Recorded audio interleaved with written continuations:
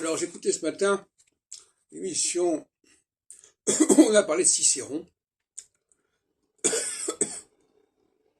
on disait que Cicéron mettait beaucoup l'accent dans ses écrits sur l'importance des gestes, l'importance des mimiques, ce dont j'ai parlé récemment. C'est-à-dire de choses extrêmement fugaces qui exigent une très grande vivacité d'esprit de la part des récepteurs. Parce que si je lui envoie un signal extrêmement bref, il peut ne pas le capter, ce signal.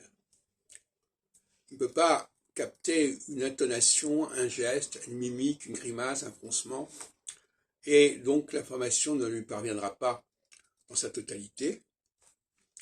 Et le drame aujourd'hui, avec les étrangers, c'est que il y a beaucoup d'informations qui leur passent par-dessus la tête, c'est-à-dire qu'ils ne le captent pas. Tant qu'on ne leur dit pas des choses expressément, même si c'est dans un langage qu'ils ne comprennent pas parfaitement, ils sont perdus. Le nombre de cas où on dit « mais dites bonjour », etc., alors qu'on est en train de leur dire bonjour avec les yeux, avec les gestes, etc. Non, il faut leur dire bonjour, il faut que le mot bonjour soit présenté. De même que pardon, il faut qu'on entende le mot pardon, alors qu'on sait très bien que lorsqu'on est dans des foules, etc., ou dans le métro, on peut se glisser entre des personnes sans constamment leur dire pardon, pardon, pardon.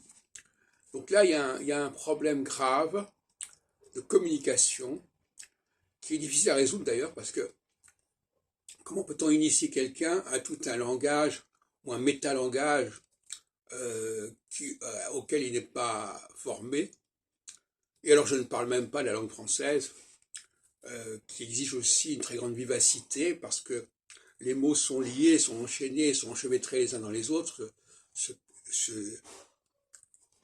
percutent en quelque sorte. Et là encore, beaucoup de gens ne suivent pas. Ils voudraient qu'on leur parle un petit nègre, un langage très posé, très carré, où les mots sont bien séparés, etc. Et ça n'est pas la façon française de fonctionner.